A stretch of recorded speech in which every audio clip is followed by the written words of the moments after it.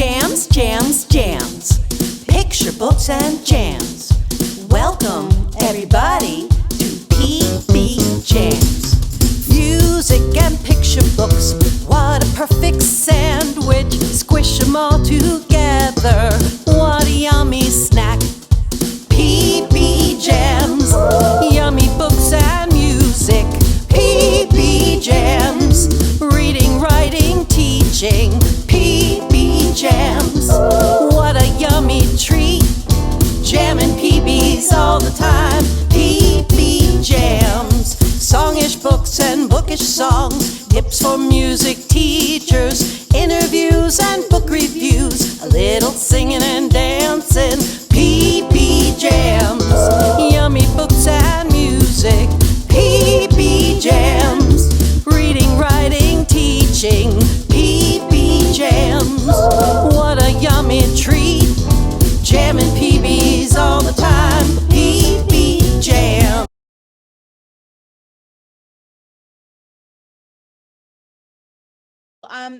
Good morning or afternoon or evening or whenever you're joining us for PBJamz. We're excited that you're here, where we are kind of squishing together music and picture books into a yummy little sandwich, and we're giving you little snack size morsels and bits that you can digest at your own time frame and whatever works for you. So thanks for being here with us. I am super blessed today to be here with Vivian Kirkfield. She is the author of Making Their Voices Heard, the story of Ella Fitzgerald and Marilyn Monroe and their incredible friendship and how that all kind of began. This book was written by Vivian and illustrated by, is it Aliana? Vivian? Mm-hmm. Yep, Aliana. Aliana Harris, and published by Little Bee Books in 2020. And so it's been out for a little while, but it is timeless, as we know, because Marilyn and Ella have been around for a long time and they're not going anywhere. So we can talk about them anytime at all. So Vivian, thank you so much for being here with us today. We appreciate it so much. I am thrilled to be here, Tony. I love talking with you, first of all. You're amazing. And I love obviously talking about books, anybody's books, but when I can talk about my books, oh my gosh, that's even better. So thank you. Absolutely. You're always such fun to talk to. And I can't wait to dig into this. I've had a chance to talk with Vivian about From Here to There, which is another one of her wonderful books. But this is the first time that we've had a chance to kind of dig into this one. So I am super stoked. So I have a few questions for you. Vivian, I'd love for you to talk a little bit about the background of this book. Like, how did it come to be? Where did the inspiration come from? And what was the research process like for you kind of putting this book together? Okay, well, I love the question because that's a question that I even speak to with students about. Sure. Because they're doing, especially if they're in the 4th, 3rd, 5th, 6th grades, they're doing research as they're writing stories. And it's really, research is fascinating. And how I came to write this book is how I get ideas from many of the books that I write. I'm either online or I see a picture, and this is the picture I saw, and it's in the book. It's in the back matter. So can everybody? I don't know if people will see that, but yes. I saw this picture of Ella Fitzgerald and Marilyn Monroe in 2014. Oh. And I saw it online, and it said, oh, Marilyn and Ella were friends and they helped each other. And I thought to myself, I grew up in the 50s. And that's a picture that was taken in the 50s. I didn't know they were friends. I didn't know they helped each other. So when my curiosity is piqued, when my curiosity is sparked, that's when I look into a topic. And I think that will work for students, for kids as well, when they get interested. And that's why we need to write books like this, books that engage kids and interest them, because then they're going to be curious about maybe about the topic, or maybe about the people, or about something. And then they want to learn more. And oh my goodness, that's what we want, is for kids to want to learn more. So I started researching, and I went first I took books out, and because they are fairly modern topics, people, I was able to find YouTube videos, actually watch and listen to Ella speak and watch and listen to Marilyn be interviewed. And the interesting thing was that both of them said wonderful things about each other. Marilyn said, they asked her who her favorite person in the world was. And she said, my favorite person in the world, and not just as a person, no, not just for her singing, but as a person, is Ella Fitzgerald. You know, I love her. So I was able to do that, but I never could find, even in the books, anything about their friendship. They each praised each other, but I couldn't find anything about the friendship. And I didn't want to write a book about these women and their friendship if I couldn't verify it. And that's something important that kids have to know, right? If you're going to write something that's true, it has to be true. Right. So I reached out to one of the authors of one of the Marilyn Monroe books, and I was able to connect with her because in the back flap, it said she had been a professor at a university. I went to the university's website, and there was her email. Okay. So again, another hint for students or Right. anybody who's doing research. Sometimes you have to dig. Yeah. But the answers are there if you really, really look hard. So I emailed this author and told her what I was doing and asked her, and she was like, I think they were, but I don't even know. She said, but why don't you ask the president of the I think the oldest Marilyn Monroe fan club in the country. Okay. And he lives in California, and his name is Greg Shiner, I think. And so I went to his website because he has a website about Marilyn Monroe, and he owns a collection of her dresses that have toured Europe. Oh, I mean, this guy is serious. yeah. And so I emailed him and I told him what I was doing. And he was like, oh, this sounds great. I'm so glad you're writing this book, but I don't know either. Sure. He says, I think they are, but I'm not sure. But I know, he said, who really knows. And he gave me the phone number of a woman named Audrey Franklin. And Audrey is still alive. And she was Marilyn Monroe, not Marilyn, she was Ella Fitzgerald's promoter, I guess like a PR person, Right. 37 years. Wow. And I'm a very shy person. I know nobody believes me, but I'm timid when it comes to like calling people that I don't know. But I knew I had to do it. So again, when you're doing research, sometimes you have to do things that are difficult. Yep. But if you want to get the information, I called her and we talked for hours. Oh, wow. And she said, yes, they were friends. They didn't go to coffee together because they lived very different lives. But Ella loved Marilyn's movies. Marilyn loved Ella's music. And whenever they would meet at a function or an event, they always spoke with each other. And Marilyn did do this thing for her, for Ella. So that's how I got the research. And I wrote the story, and we sent it to many editors. They loved it, but they wanted to make sure that it wasn't going to come across as like a white savior story. Right. Marilyn riding in on her horse, her white horse, and saving Ella. I mean, Ella didn't need saving. Ella was already right, famous, celebrated jazz musician, but she wanted to sing in this particular club that didn't want to hire her. Mhm. So in that respect, Marilyn helps her, but Ella helps Marilyn. And that's the whole story, is that each helped each other Right. and became allies. And I mean, oh my gosh, that's what we want children to be doing, right? Yes. Yes. That's how the story came to be. Love it. Love that. And I love those tips for researchers, whether it be students or for authors or for teachers that are seeking to have authors come into their classroom or whatever, like all of that, you know, kind of ties in. So those were excellent tips for a lot of different groups. So thank you for that. You're welcome. Yeah, let's talk a little about, obviously there's a ton of musical connections in this book because Ella was an incredible musician in her own right. So can you talk a little bit about the music and how it shows up in the book?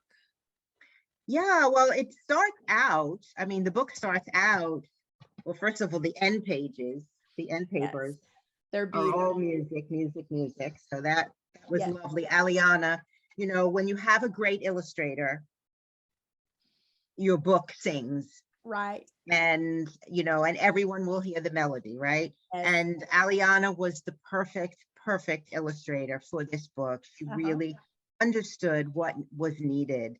And it starts out when talking about them and that they both had hopes and dreams, all right?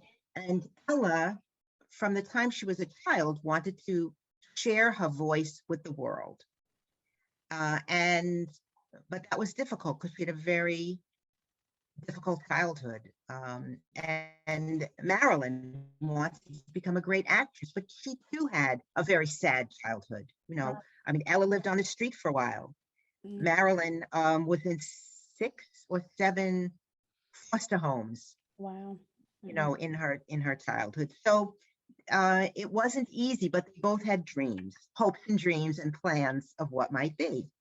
And the music begins very early, right? Especially for Ella.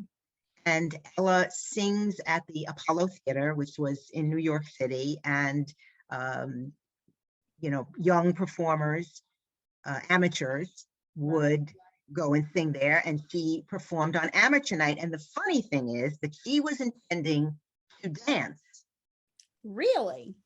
Yeah, she was supposed to dance for her talent. But the people that went on before was a dance troupe, I guess. And she thought that they were so good that she'd never be able to compete with that. So she sang instead. Wow. And she brought down the house. Of course. Yeah.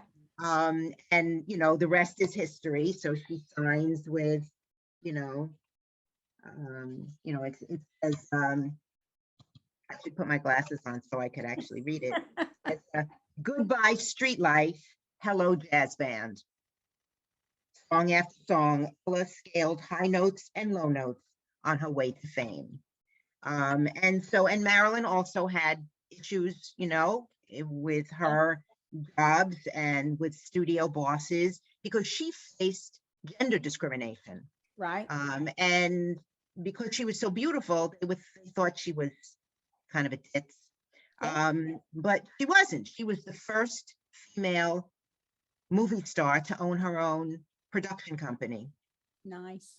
I mean, she really had smarts as well, but nobody believed it. But you know, Ella keeps singing, and the famous jazz people of the time, Duke Ellington, Count Basie, they all wanted to sing with her because they wanted her on the stage with them because she was incredible. Her voice was an instrument.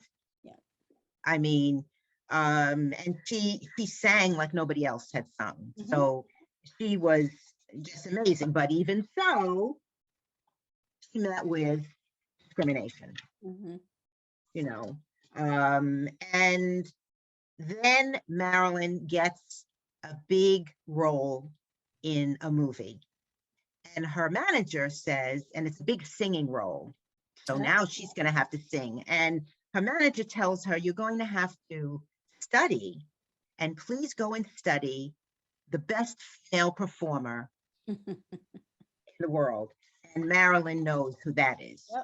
It's Ella. And she goes out and she buys, and this is all true, she buys a pile of Ella's records. This is before, you know, iPods, iPads, and, you know, cassette tapes and whatever. So she had to go out and buy the records, and she sits, she studies, and she studies Ella's tone, and she studies everything, and she wraps herself in Ella's voice. Mm. And it's such a success. Gentlemen Prefer Blondes was the movie that, you know, people wait in line. And, you know, and now her studio bosses pay her more money, and they update her contract, and they give her script approval.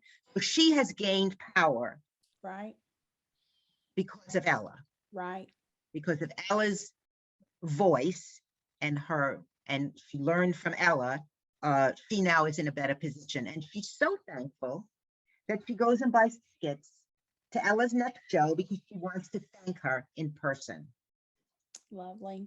And when Ella goes to sing, she sees who's in the audience. Mm-hmm. Her favorite movie star, Marilyn Monroe. Right. And so now they sit after the show and they chat. And you know, and Ella tells her, "Hey, I wanted to go sing at the Macombo Club, but you know, they don't want me." And there was some racial discrimination there, but also it was because it was jazz. Right. And jazz was not mainstream music in the United States in the 50s. Right.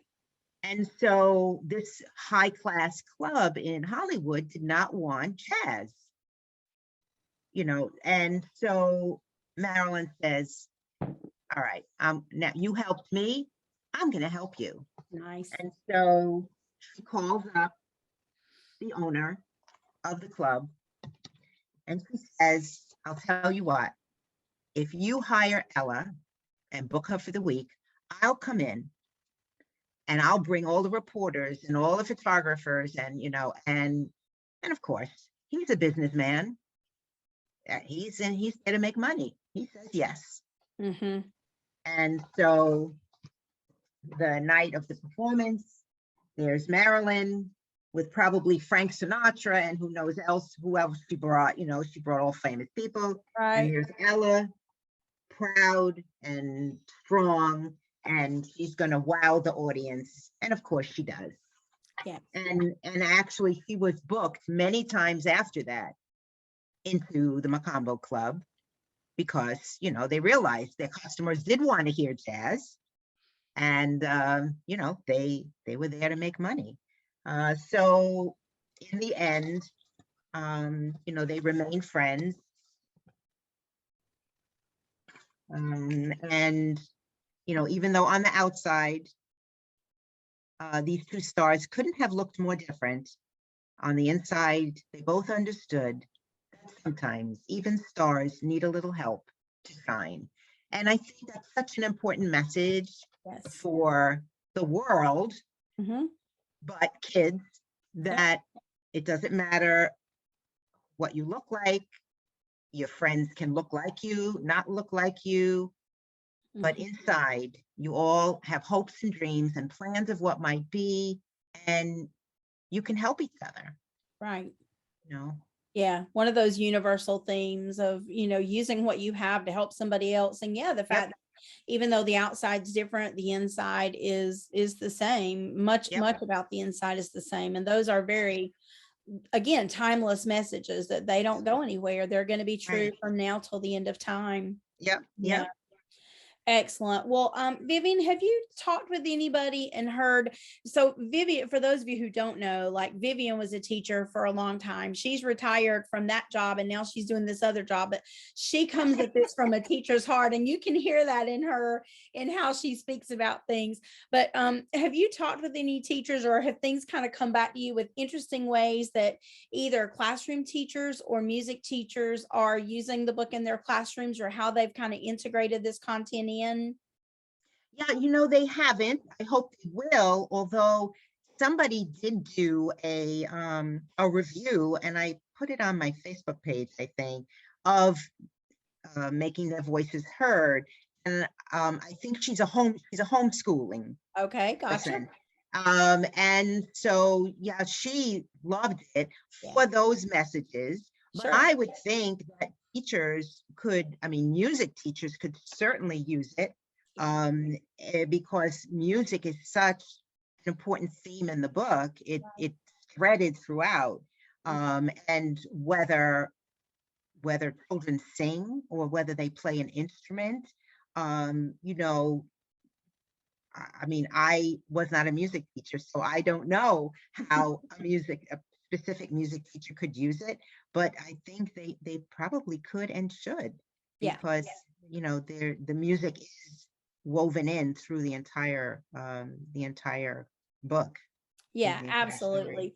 And for those of you watching who are teachers or classroom teachers or music teachers, I'm going to link up some content below for you, some tips and ways that you can use it. I did a jazz unit a couple of years ago. It's been probably 3 or 4 years ago now, but my kids loved it. Like, and we talked about Ella, and we talked about so many of the famous jazz musicians. We talked about scatting. They tried their voices at scatting, and you know, we did some fun rhythm play-alongs and stuff with a lot of the music from that time period. But my kids absolutely love the jazz unit, so that's certainly one way.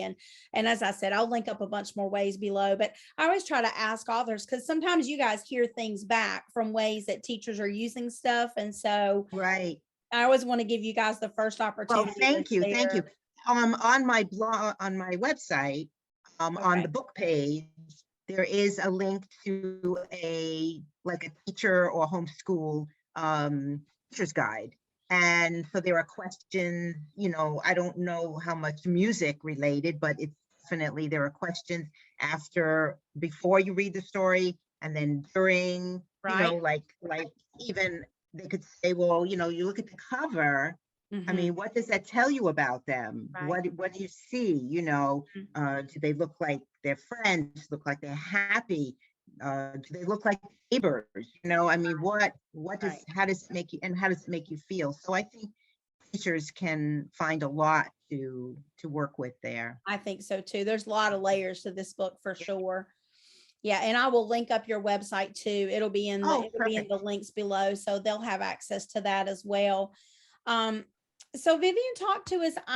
I haven't kept up real recently with what you have in the works as far as upcoming projects. Do you have more books coming? What's going on with you?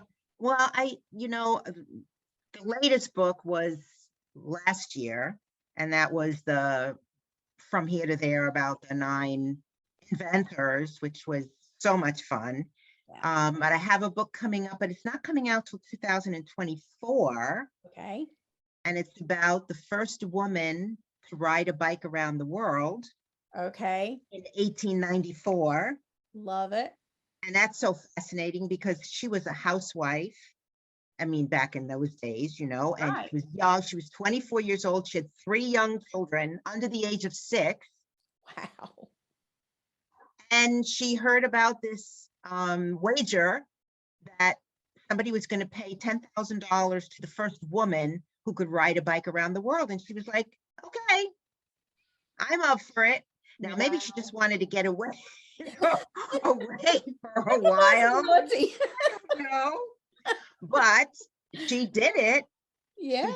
And the funny thing is, she had never ridden a bike before. No way. Yes way. Wow. Wow. So she took 2 lessons and off she went. So it's called Pedal Balance Steer. Annie Londonderry, first woman to bike around the world. And I just sold another book. Yay. And so I can't really talk about it because they haven't announced it. But it's about one of the early women's rights people that nobody knows about. It's not Susan B. Anthony, and it's not Elizabeth Cady Stanton. So it's somebody else, and she was amazing. And the reason that those women took up the women's rights movement was because of her. Okay. So it's pretty exciting. So I'm really happy about that. That is awesome. Yeah, and I'm of course busy with, you know, writing. I just started a new story. Nice. About another strong woman. Why do I keep picking strong women? I don't know. Because you are one. Well, I don't know. Maybe because I love a story about somebody who makes a difference. You know? Yeah. Somebody who who changes lives with what they did. For sure. I mean, Marilyn and Ella, the fact that they worked together Yep. in the 50s to fight different kinds of discrimination, Right. that's amazing, because 1954, when this incident in the nightclub happened, that is before Martin Luther King's march, Mhm. it's before Rosa Parks, you know, it's before all of that. It's right on the edge of when civil rights is going to really kick in. Mhm. And that was so amazing that these two women, so different, Mhm. became allies. Yeah, and one of the things that I read too about Ella and another, so we had the racial issue and we had the jazz issue because jazz wasn't the most popular style of music at the time.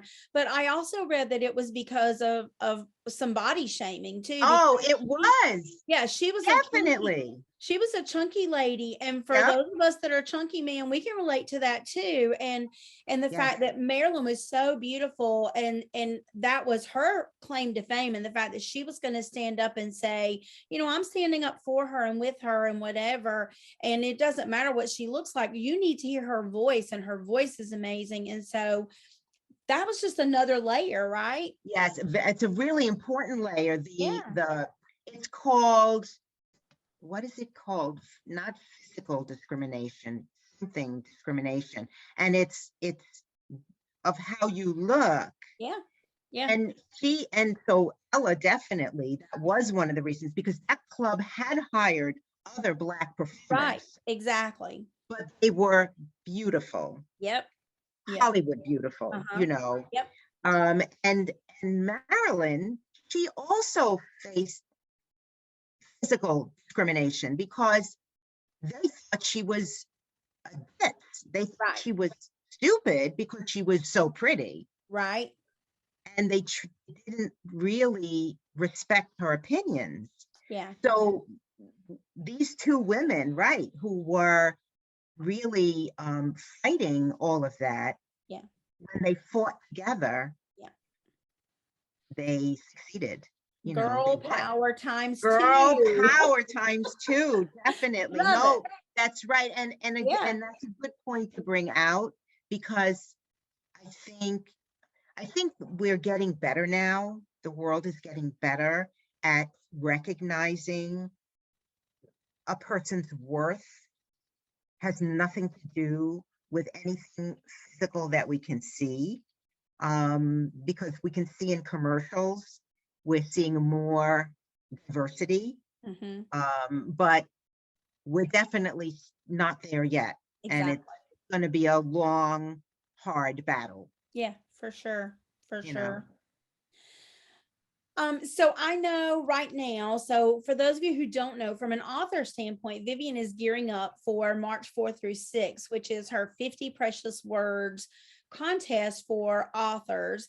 And we who are entering, we only have 50 words to tell a whole complete little story. And I was so honored to be one of the winners last year. I was so excited. It was my first win as an author in a big contest. And so that was just super exciting. I loved your story. Thank you. It was wonderful. So yes. It was so fun. It was a fun story. I think I remember it, right? It was the carousel. It was the carousel. Undersea carousel. Underwater. Yep. The underwater sea carousel. Yeah. So that's pretty interesting, because we had 770 submissions. Yes. That was a lot. But I remembered yours.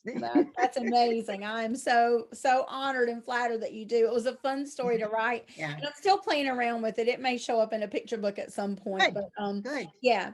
But so I also know, so that one's ending. That was like March 4th through 6th. So by the time you guys see this, it'll be in process. But you have another one coming up for children. So Yes. Can you talk a little bit about that one for the parents and teachers who have kids that might be joining in? Definitely. So 50 Precious Words for Kids is an international writing challenge, not a contest, because I really don't want to say, oh, Johnny's is the best and Mary's is second best. This is a creative. I want to encourage children and support them in their writing because they are storytellers. You know, they are all wonderful Yes, storytellers. they are. And so, right, so the contest starts May 2nd. It runs May 2nd through 6th. It's always the week of Children's Book Week, which is, I think, usually the first week in May. Okay. And during that week, parents and or teachers can email me their children's stories, and I guess up to age, 18. I mean, they can be in high school if they want to, but the story has to be appropriate for children 12 and under. Gotcha. I don't want a YA, Mhm. some Yep. on the edge, Mhm. story, because children are going to, parents are going to be sitting at a computer scrolling through the blog, Sure. scrolling through all the stories, and I want the stories to all be appropriate for kids to read. Absolutely. Yep. And I don't invite kids to send it themselves. Same reason, I mean, kind of liability, I guess. I want it either a parent or a teacher. Mhm. Teachers can certainly have a whole class do one story. It could be, and because it's Children's Book Week, it can be a Children's Book Week activity for teachers to work on. Yeah. And so a whole class can write one story and collaborate, or the teacher can break up the class into teams, collaborate, or each student can write a story. Mhm. And it's the same guidelines, 50 words or less. Title does not count in the word count. If children want to draw an illustration, and the parent or teacher can make a JPEG out of, Right. photo, Uh-huh. send that to me. I'll put that up on the blog as well. And I'm partnering now this year with a guy named Mel Rosenberg, I think his name is, and he created something called Itsy Books. Itsy Books, yeah, it's online. ITSYBOO. Oh no, yeah, our books, yeah, Itsy Books, BOOX, I believe it is .com. Okay. And kids can go there, and for free, they can create an 8-page book. Nice. So 50 words, they can draw illustrations. So, and they'll be able to like print out the page, Cool. and it becomes a real book. Nice. And their parents or teachers can help them. So that information will be up on the blog when it happens. But he loves this idea, and he wants to help, make it maybe even more meaningful for kids and parents. And then on Mother's Day, which is the Sunday right after that week, Right. I think it's May 8th. I think it's the 8th. Yeah. Right.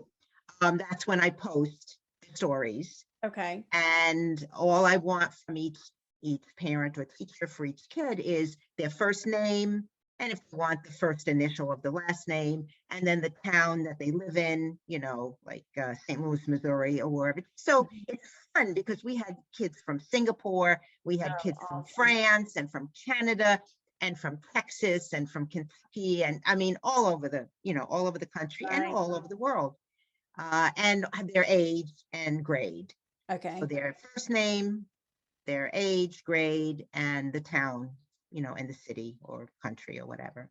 Right. And then it's a fun thing, and kids can see their story, And like I say, I don't give prizes, but each child, each parent and teacher receives a certificate. So I email them a certificate of participation. Right. And some parents have downloaded it, printed it out, and they print the child's name and they frame it. It's kind of fun, I mean, maybe not if a kid is 17, but certainly if a kid is 7. Right. Right. If the child is too young to actually write a whole story, but it's in their head, they can dictate it to their parent. Gotcha. And the parent can, type it up and send it. So Sure. yeah, because I just want kids to know that, we value Yeah. their words. Yes. We want to hear what they have to say. Yeah. And who knows, maybe it will inspire a child to go on and become a writer or, something, a reporter, a journalist. That's right. Yeah. You don't know.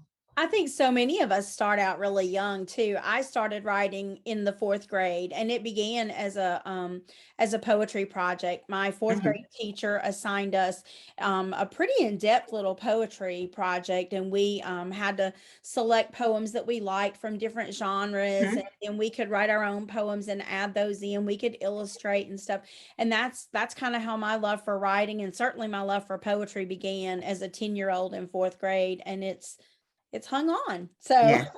Yes. what we do for those kids, Yes. like, it matters, and it does inspire what they're gonna become and how they're gonna interact with their world. So that's fabulous. Such a good opportunity. I'll link all that up below. Okay, And, great. Great. so Vivian, is there anything else that I didn't ask about the book that you're just dying to share? Something that you just want everybody Oh, to know? I don't know. I don't know. I mean, I have to show you this. Oh, cool. This is sent to me from this guy in Germany, and he is the president of the Marilyn Monroe fan club in Germany. And it's right, and it's called Some Like It Hot. That's the name of their fan club. And he did a 2-page spread of the How book nice. Yeah. for his fan club, because they all love the book in Germany because they love Marilyn Monroe and Ella Fitzgerald. I mean, oh my God, Ella Yeah. was huge in Germany, in Europe actually, but in Germany. And yeah, so I just thought that was kind of fun. That is how, fun. how a book and how music Yeah. connects us Yes. to the world, right? I mean, it's wonderful, and I feel so blessed to be part of that story, and also the whole book industry, which hopefully is providing books that will help kids to make the world a better place, because it definitely needs help with that. It does. It does. Yes. Yes. Yeah. Well, that's a lovely ending spot for us to stop Okay. our conversation. You're right. Music is universal, and books are universal, and they're for everybody, and they make a huge impact on our world. Both of those things. So thank you so much, Vivian, for being Well, here. you're welcome. My pleasure. Yeah, talking about music and books, like Yes. there's no better way to spend a day, right? Exactly. Oh, one thing Marilyn used to say, that she would go to sleep, and that's in the back matter. She had trouble sleeping. She had insomnia, and she would put on Ella's records. Love it. And it would soothe her. Love that. So, So if you're having trouble sleeping, grab you some Ella. And Exactly. Perfect. yeah, absolutely. Yes. Well, guys, thank you so much for joining us for PBJamz. We sure do appreciate it. I hope you've enjoyed hearing about this awesome book, and go get you a copy, write a review, get it from the library, and share it with some kids, because it's really wonderful stuff. Teachers, I hope you'll find some great ways to use it linked up below, and we'll see you next time for PBJamz. Thank you so much. PBJamz, what a yummy treat.